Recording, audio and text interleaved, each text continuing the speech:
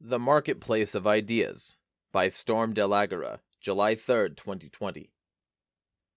Agorists often speak of organizations, including businesses, that we can create to promote freedom. As these often help those not familiar with agorism or anarchism see peaceful ways to progress, this is a great approach.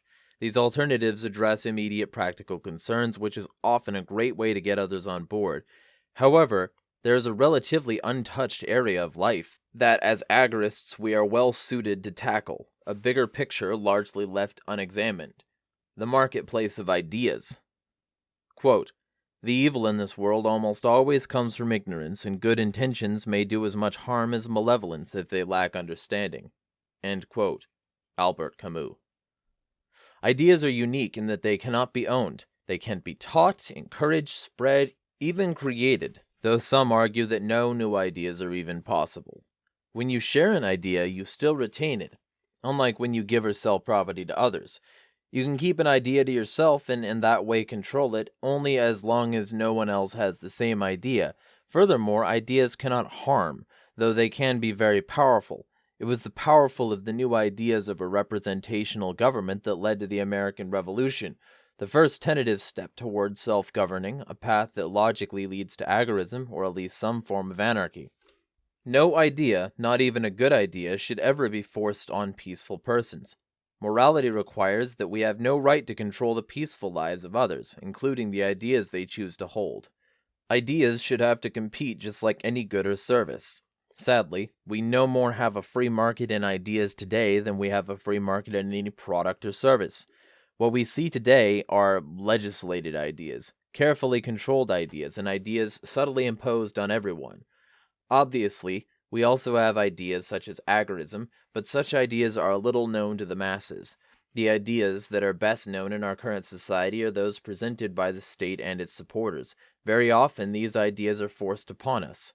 Put another way, the state is used as a weapon against those who have different beliefs and ideas. We as a thinking species can do better than this.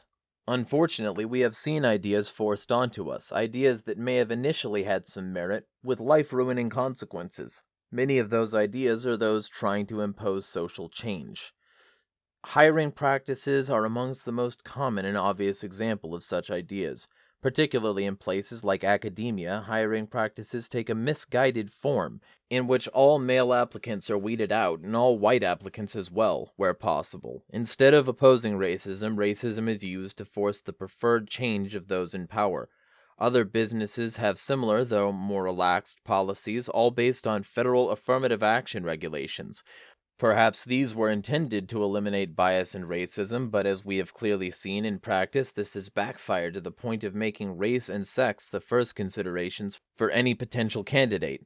Before affirmative action regulations, there were other regulations based on skin tone or race.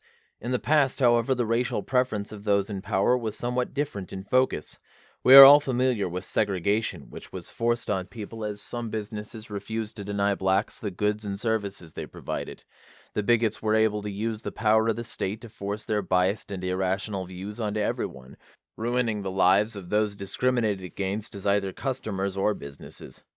Eventually, in reaction to these bigoted laws, some self-identified do-gooders imposed affirmative action onto businesses, creating even more problems because they employ the category of biases and the exact same methodology, that of coercion. As we have seen, swinging the pendulum so that another group is harmed is never the answer. The group that is helped or harmed is irrelevant. Harm to innocence is always wrong. Hiring practices and race issues are far from the only areas that fall into the sights of the weapon of the state. Some are in the self-interest of those in positions of power.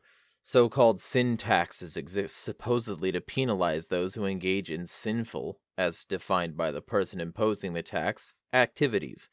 Usually these taxes apply to vices such as smoking, gambling, alcohol, and the like. What these are in practice are the coercive actions of those who have been unable to win in the marketplace of ideas. They want their religious or perhaps health views to be universal, but lacking the ability to convince people to adopt those views, these persons of power force behaviors and harms upon us to try and coerce people into either adopting the desired views, else enriching the state through extortion. Many other examples exist, and almost all of these solutions we hear about involve either electing some new person to office or yet again swinging the pendulum in another direction. These processes are the problem, not a possible solution.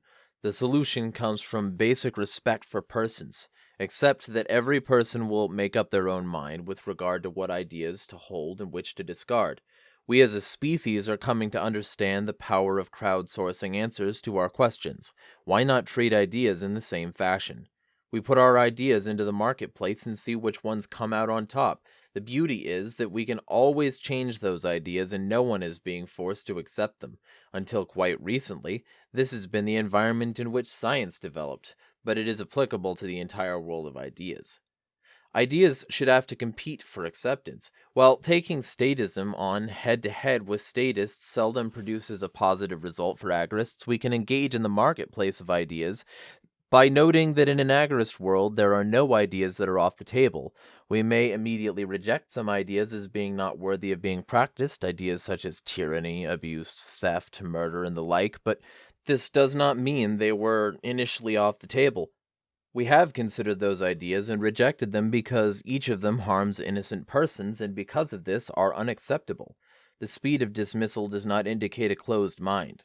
We can point out ideas such as equality for women and minorities are both welcome in the agorist community and would be free to compete with other ideas in the marketplace of ideas in a free society. As we are already individualists, there is no reason we would not be natural allies to those with such ideas. Will the best ideas always win out? Not necessarily, but there is an evolution of ideas very similar to biological evolution. Survival of the fittest is a phrase coined by Herbert Spencer, not Darwin, as is commonly believed. Darwin set the standard lower and more accurately. Darwin spoke of the survival of the fit. Just like those species endure that are fit enough to reproduce, so do ideas that continue to exist need not be the best, only good enough to reproduce. This process is that of progress. Ideas are refined to fit the human condition, most often becoming better descriptors of reality with each iteration. Was the Newtonian description of physics the best? We know now that it isn't, but it remains good enough that for virtually every aspect of our lives we still use it, despite Einsteinian physics providing a more accurate accounting of reality. So if you put forth an idea, say that there should be special consideration for minorities in hiring practices, your idea will compete with other ideas. The most persuasive will win out, but one of the great things about agorism is that you can always continue fighting for and spreading your ideas. Quite likely you will have a group of people who act so as to give preferential treatment to those that they feel deserve it, with other groups using other criteria such as merit or qualifications. The marketplace of ideas cannot guarantee the absolute best outcome, neither can the use of coercion. We are fallible beings. It is more important to always be striving to be better than to have the one and final answer for all things. The beauty of the marketplace of ideas, however, is that without the weapon of government, those ideas cannot be forced upon individuals who reject them. The difference is vital. It is the difference between coercion and voluntarism, the difference between force and persuasion, the difference between respect for others and treating others as property. Is there hope for the future? As information becomes more easily accessible, freedom seems to spring forth. With the printing press, it became easier for people to learn about the world and events. So too with mass printing and copying. The internet has allowed a light to be shown into dark spaces, giving more people a voice. With these innovations, societies went from explicit tyrannies of kings and emperors to legislatures and parliaments, which in theory are better suited to represent the interests of the people. With the internet and immediate information being available, we are discovering the failures of these representative systems, and so our next step should be to move away from others representing us to representing ourselves. From there, it is a very small step to just living our own peaceful life without concerning ourselves with how our neighbors peacefully live.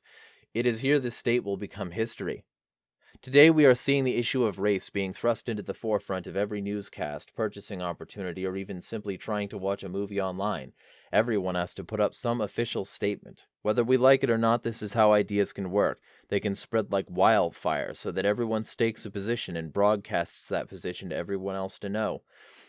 This is not entirely a bad thing, since at times we need to be shaken up and reminded that some ideas are worth changing.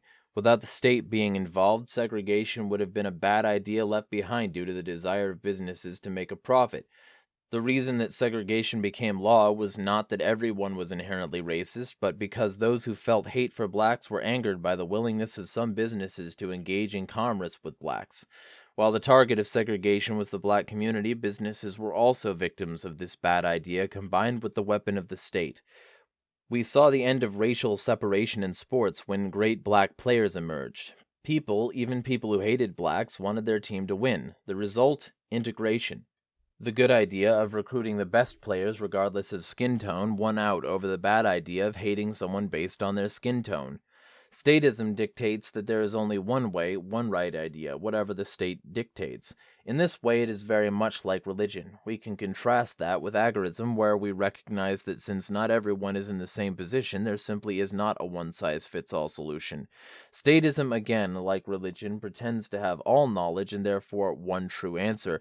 Agorism requires us to be more humble, to recognize that we are not omniscient. Our ideas have to be compared to reality to determine which are true, which are practical, and which are effective. The state itself can help us see the benefit of a free exchange of ideas, of persuasion over coercion. While littering has been illegal for decades, it was the ad campaign featuring an Italian pretending to be a First Nations person who shed a tear at the litter ruining the environment that led to a dramatic decrease in littering. Now, instead of bemoaning the terrible problem of littering, NPR bemoans that over 80% of the littering is unintentional littering. Or put a better way, only 20% of the litter was deliberately discarded. This is a vast improvement, almost entirely thanks to that single teardrop. The idea that littering saddened native peoples was a powerful enough idea to change behavior. The job of agorists now is to find a similar appeal for the ideas we regard as important. While we are somewhat shackled at present with regards to ideas, and admittedly we are the underdogs as we are calling for personal responsibility and respect for persons, two very unpopular ideas, at least to devout statists, we do have the opportunity to speak up and spread our ideas. We need to outcompete the ideas of servitude, taxation, coercion, and harmed innocence. Over time, the number of people who embrace these ideas of opposing coercion, opposing theft, opposing bullying, and just recognizing the right of every person to live their own peaceful life will win out. No other ideas can have the same sort of universal appeal, as each of us ultimately wants to live our lives as we see fit. End article.